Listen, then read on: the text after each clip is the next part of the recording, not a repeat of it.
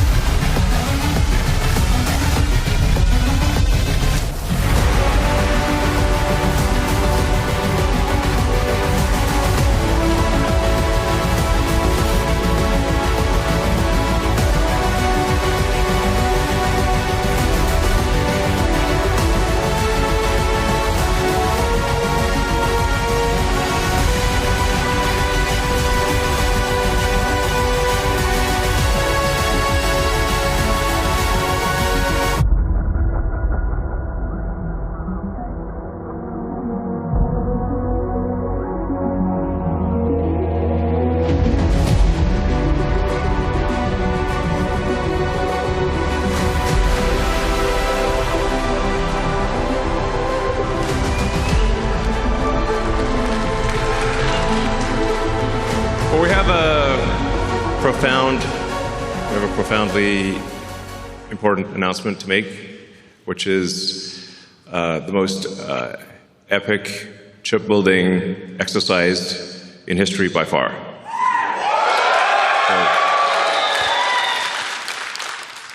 This is really going to take things to the next level. So, yeah, a level probably people aren't even contemplating right now. This is not in the, I would call this sort of an out-of-context problem. It's not in their context. So we're going to adjust the context by a few orders of magnitude here. Let's see. It's a joint effort. I'm pressing the button. But the button's not working. Oh, there we go. Okay.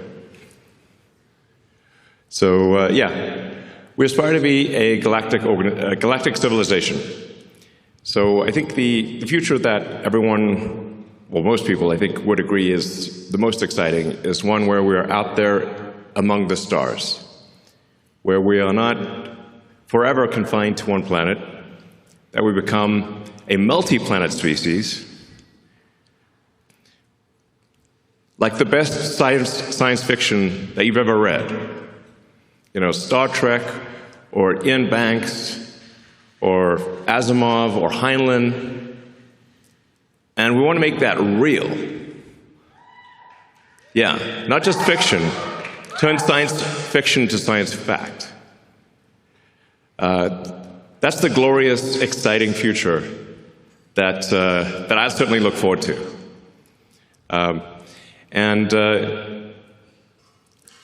It's worth considering sort of like, how would you rate civilizations?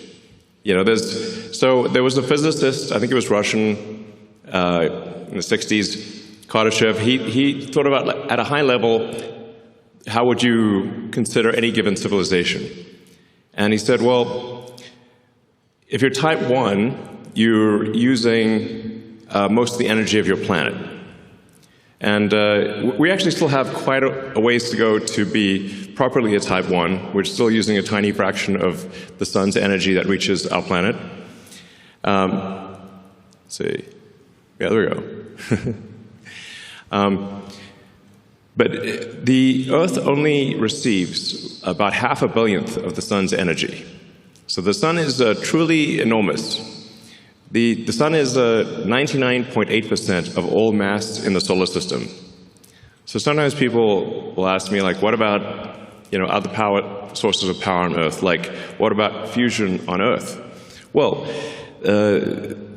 that is unfortunately very small because the sun is 99.8% of mass in the solar system. And Jupiter is about 0.1%, and Earth is in the miscellaneous category. We are, I think it's Carl Sagan, I think, might have said, Earth is like a tiny dust mote in a vast darkness. Very, very small. The sun is enormous. So the way to actually scale civilization is to scale power in space. This is necessarily true because we actually capture such a tiny amount of the sun's energy on Earth because we're just this tiny dust mote.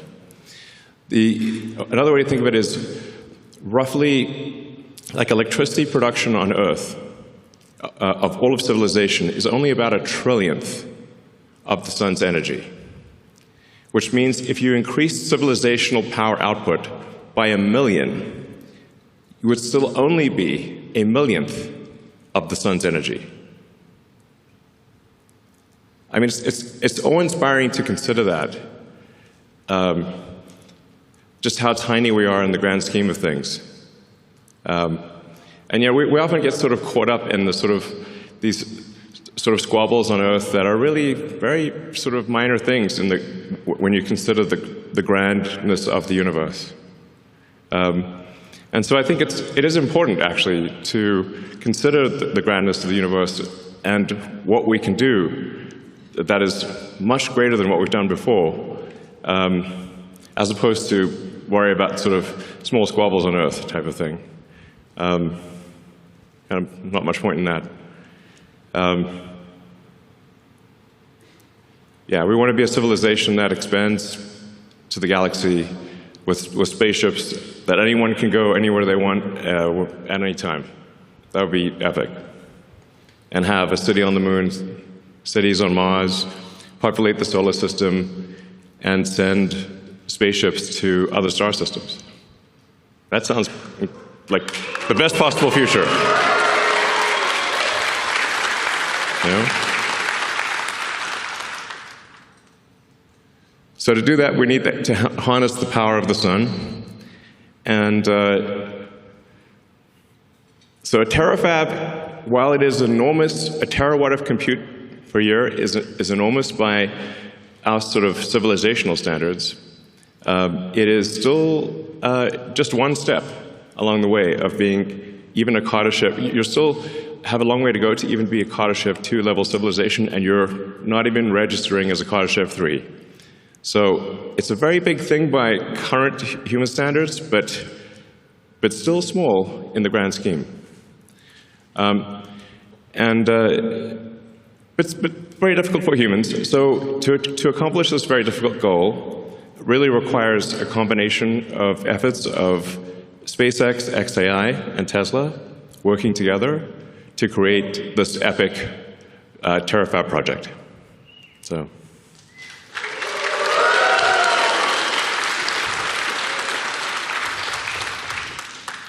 And Tesla and XAI and SpaceX have all done amazing things that people did not think would be done before.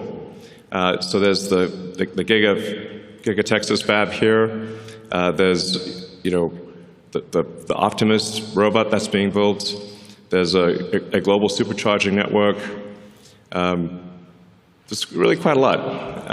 And it wasn't that long ago when people thought electric cars wouldn't amount to anything. And there were basically no electric cars for sale when Tesla started. And people said it was impossible, and now Tesla's making 2 million electric cars a year. Yeah.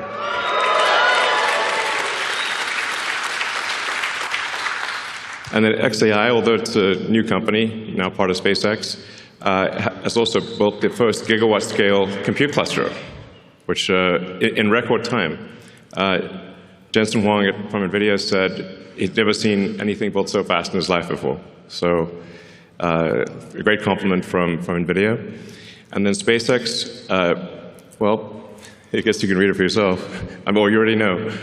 I mean, the reusable rockets, people said that reusable rockets weren't possible, and even if you did do them, they wouldn't be economically feasible. So we did them, and then we made them economically feasible. And now we've landed over 500 times. And then we did the Falcon Heavy, and now we're doing Starship. And Starship is a critical piece of the puzzle, because in order to scale compute and scale power, you have to go to space, which means that you need massive payload to space. And Starship will enable that. So this gives you sort of just a sense of scale. We've got Optimus there, Optimus for scale. And Optimus is about 5'11", so it gives you a sense of the size of the Starship V3 rocket. Starship V4 will be much longer, actually. The Starship V4 will make Starship V3 look kind of short. So we'll expand with Starship V3 to 200 tons of payload to orbit, from 100 tons with V3. And then you can see that that's just a rough approximation of the mini version of the AI sat. So that's roughly 100 kilowatts. It's showing the solar panels and the radiator to scale. So for some reason, there's been a bizarre debate about radiators in space. It's safe to say SpaceX knows how to do heat rejection in space with 10,000 satellites in orbit. Might know a thing or two. So you can see the radiator is actually quite small relative to the solar panels. And we call that the mini-sat, since that's just 100 kilowatts. We expect future satellites to probably go to the megawatt range. Yeah.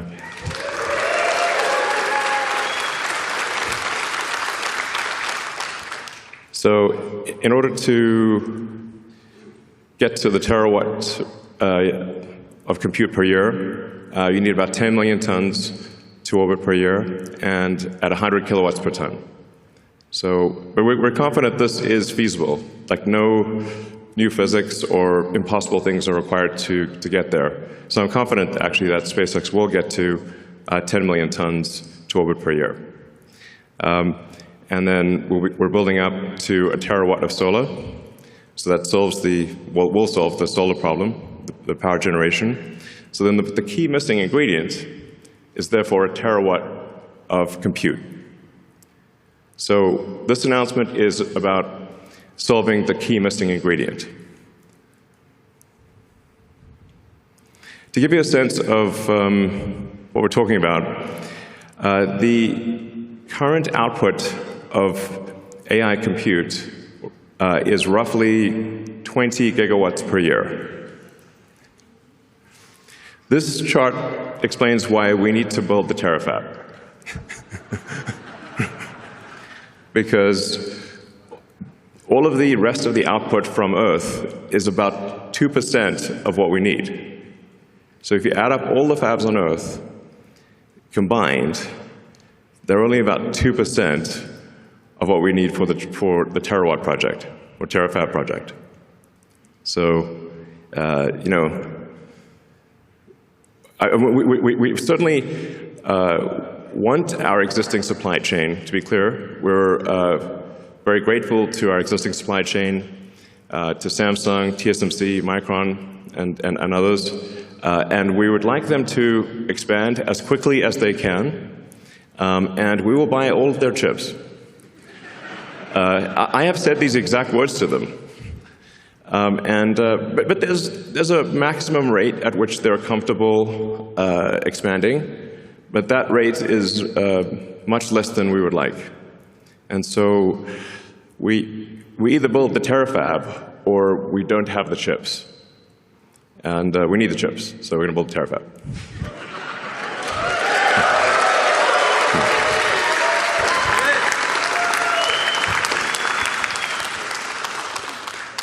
And we're starting off with an advanced technology fab here in Austin. And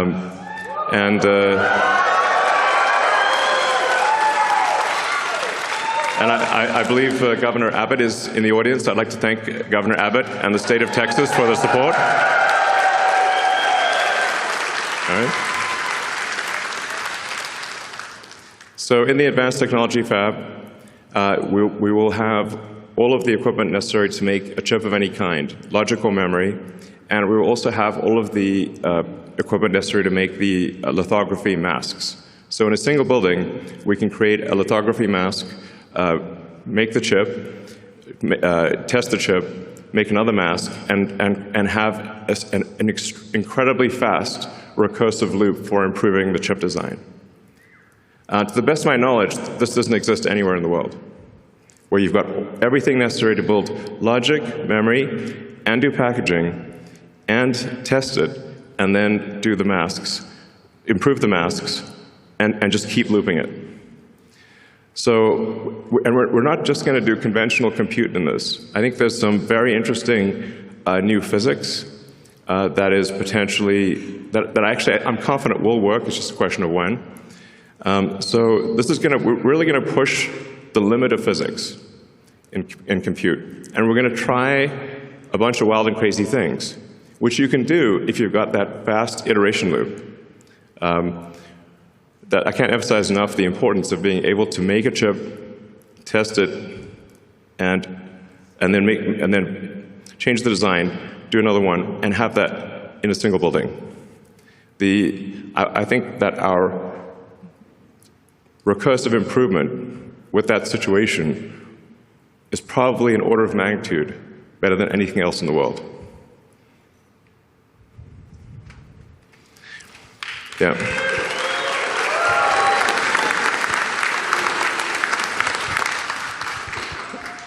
So broadly speaking, we expect to make two kinds of chips. One will be optimized for edge and inference.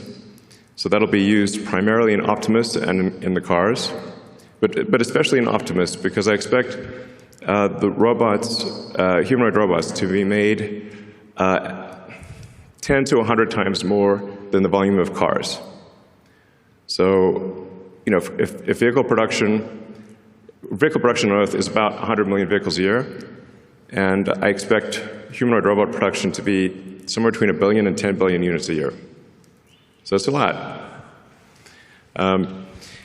So, yeah, Tesla's going to make a very significant percentage of those, is our goal. And then we need a high-power chip that is designed for space, that takes into account the more difficult environment in space, where you've got high power, you've got high energy ions, photons, you've got electron buildup. It's a hostile environment in space. So you want to design the chip, you want to optimize it for space. And you also want to generally run it a little hotter than you would normally run a chip on Earth to minimize the radiator mass. So there are just a bunch of constraints that you design something differently in space than you would on the ground. And for the space compute, my guess is that is the vast majority of the compute, because you're power constrained on Earth. That's why I think it's probably 100 to 200 gigawatts a year of terrestrial chips, and probably on the order of a terawatt of chips in space, just because of power constraints on the ground. That's probably how it ends up. Space has this advantage that it's always sunny. It's very nice. I actually think that the cost of AI and deploying AI in space will drop below the cost of terrestrial AI much sooner than most people expect. I think it may be only 2 or 3 years before it is actually lower cost to send AI chips to space than it is on the ground. Because in space, you don't need much in the way of batteries, because of it's always sunny. And the solar power, you're going to get at least 5 or more times the solar power you get in space versus the ground, because you don't have atmospheric attenuation or a day-night cycle or seasonality. And you're always normal to the sun. So you're really maximizing the solar power at that point. And the space solar actually costs less than terrestrial solar, because you don't need heavy glass or framing to protect it from extreme weather events. So as soon as the cost to orbit drops to a low number, it immediately makes extremely compelling sense to put AI in space. It becomes a no-brainer, basically. Moreover, as you go to space, you get increased economies of scale and things get easier over time, whereas as you try to put more and more power on the ground, you run out of space. And you start using up the easy spots, and then you get next level NIMBY. Nobody wants the thing in their backyard. So actually increasing power on Earth becomes harder over time and more expensive over time, but in space it becomes actually cheaper and easier over time. These are very important points. So.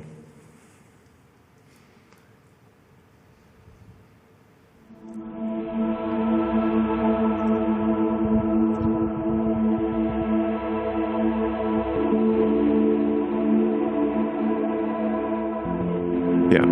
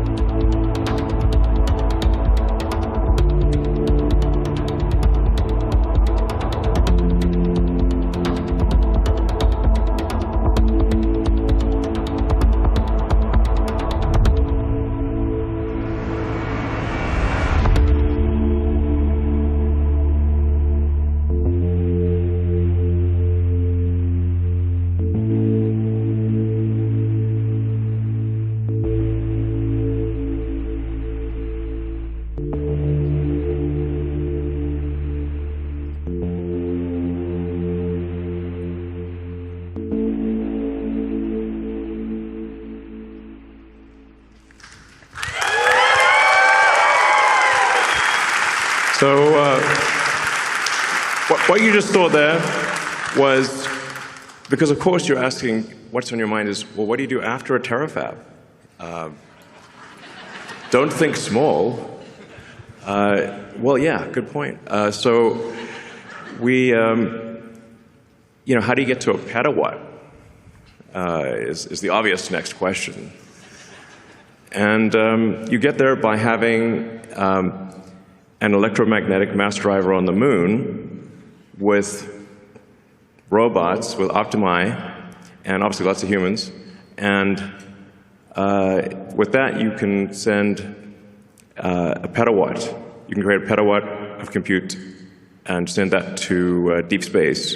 Because on the moon has no atmosphere and has 1/6 Earth gravity. So you don't need rockets on the moon. You can literally accelerate it to escape velocity from the surface. And that dramatically drops the costs, once again, of harnessing power and enables you to go 1,000 times bigger than a terawatt. So for sure, the future I want to see, I want us to live long enough to see the mass driver on the moon, because that's going to be incredibly epic. Yeah.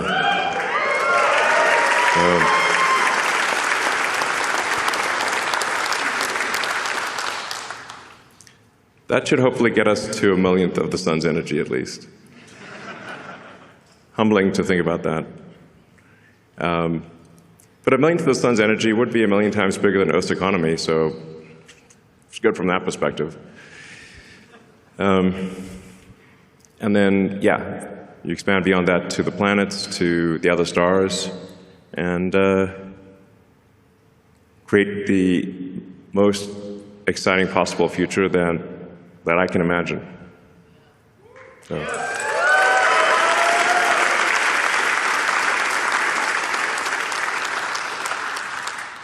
This looks a bit like the opening in Idiocracy with the Mike Judge. unlocking an age of amazing abundance. Yeah, obviously the elements of that are sustainable energy, space travel, and AI and robotics that bring amazing abundance to everyone. It's really the only path to amazing abundance is AI and robotics, which is not to say it can't go wrong. Hopefully, but I think it'll probably go right, and it'll be a future that you love.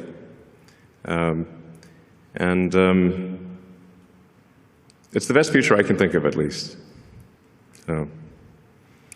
And then we go beyond the moon, beyond Mars, and we sail through the rings of Saturn. Now, wouldn't it be amazing if you could buy a trip to Saturn? Or frankly, if you just have a trip to Saturn, I think things will just be free in the future. It sounds nuts, but if you've got an AI robotics economy that is anywhere close to 1 million times the size of the current Earth economy, literally any need you possibly want can be met. If you can think of it, you can have it. So I think Ian Banks, in his culture books, has it pretty much right, where there actually isn't money in the future, and there's abundance for everyone. If you can think of it, you can have it. That's it. Which means anyone could have a trip to Saturn. It won't be, just a few people. If you want it, you can have it. Yeah. So,